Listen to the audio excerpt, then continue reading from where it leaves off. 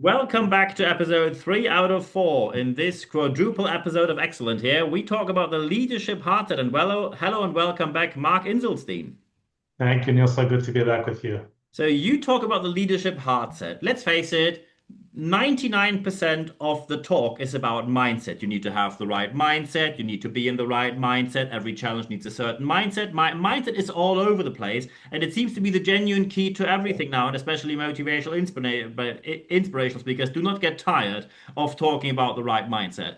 So, what actually is the leadership heartset?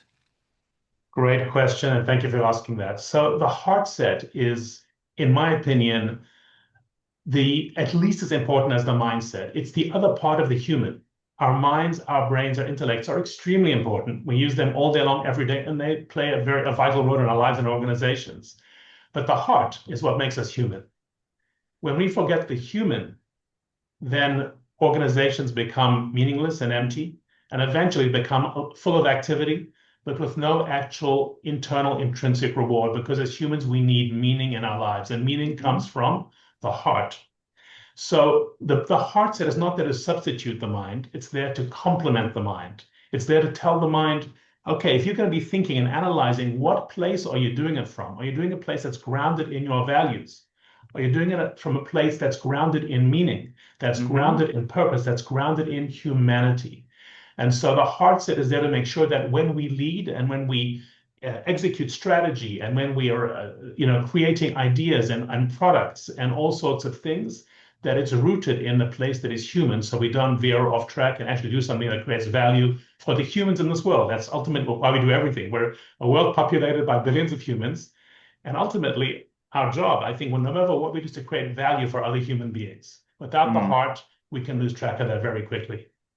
Excellent. And in this context, you also talk about something you call emotional coherence. We talked about coherence before regarding leadership and executive teams. So, what do you mean by emotional coherence in this context? So emotional coherence is basically the actual physiological state of your heart. So I don't want to get too technical on this, but our heart emits an electrical signal. When we're stressed, when we're fear-based, when we're worried, that signal is distorted. And what's fascinating is that signal can be picked up by the people next to us even before we open our mouth.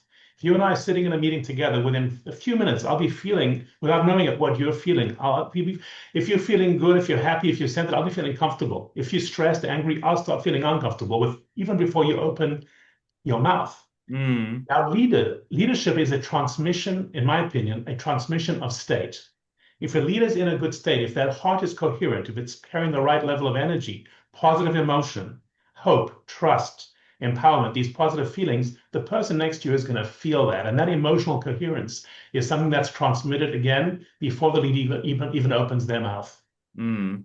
Excellent. And when we now talk about this emotional coherence, I actually ask leaders on C level and the two levels below that, and said, what do they think about that? So many people said they think it's perfectly important. And then the second part of the phrase often was, but my CEO cares about the numbers. Or they say, we Yes. have more KPI meetings than human talks in this organization. Or, and Yes. I quote word by word, my leader said that these emotional things end up from team leaders level.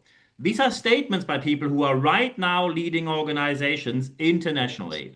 So, Yes. human connection and leadership, how do we actually get this in place beyond the motivational talk of saying, oh, it's all so important, and now let's get to the profit and income statement, profit and loss statement, income statement, cash flow statement. So, how do we get the human connection in place in a world where, when we look at the final result, the bank and the shareholders are going to ask you for profit and loss statement, cash flow statement, income statement, and maybe the stock price if you're lucky. Yes, it's a fantastic question. And it's an absolute reality that most organizations face today. Many CEOs sit in that place, especially the public companies. They're looking at their quarterly reports and their stock price, and they're held accountable by their board of directors. So it's a reality that we have to deal with. So the my experience with this, Niels, is that it's actually misunderstood that the soft stuff, what they call the soft stuff, the emotional part of the human can lead to a distraction from the numbers. Actually, it's quite the opposite because when you're emotionally coherent, when you're focused on the emotional part of the human being, you're actually much better equipped to perform. So The studies show us that when your heart is in a place of gratitude, of optimism, of joy, your mind functions significantly better. It's an actual, real, scientifically proven pathway between the heart and the brain. Hmm. And when the heart is in a good place, the brain is in a much better place. So we actually are much more equipped to think. Again, And it probably goes we back all to, felt that in certain times in our life where we thought, I think at that moment, because of something that happened in my private life, I wasn't in a good place in the business as well. I think we all can relate to that very quickly. If you yes, know the science or not, we all know these moments where you think, maybe I didn't do too well personally, and that's maybe because I didn't do too well in the business and vice versa. that's exactly right. I mean, we've all had that time where we've had an argument with our significant other. We show up to work, we're not in a good place. That spreads to our team. We can't think, we can't function. So we know even from our experience, without going to the science, our experience tells us that's true. The other thing is that when your eye is on, if you think about sports, when your eye is on the scoreboard, you can't be in the game, right? Yeah, Looking at the Wimbledon final, if all the players doing is looking at is it 6-3, 6-4, what's the score? The game is lost already. But they're in the yeah. game, that's with heart. That's the emotional component. So being in the game means, yes, the numbers are important, but I need to focus on doing my job well, with meaning, with purpose, with inspiration. And when I do that, the numbers will take care of themselves. And I do think a lot of executives are caught in that predicament.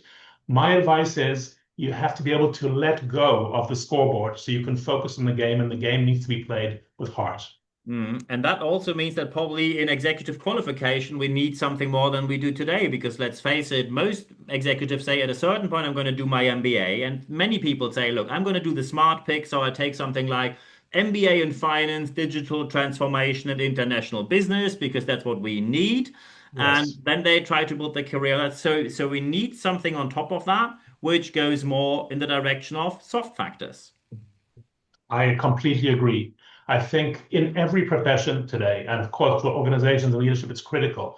If you're doing international finance or international marketing, whatever it is, there should always be a series of courses on how do you maximize your own internal resources? How can you remain resilient in the face of the complexity we're facing today in organizational world? How can you become an engaging, inspirational, meaningful leader?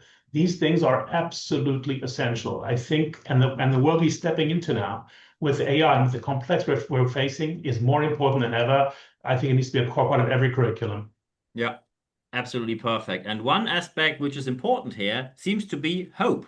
And here's a little Yes. teaser. We have one more episode for you where we're going to talk about hope in leadership. So stay tuned for episode number 404, which we're going to start in a minute.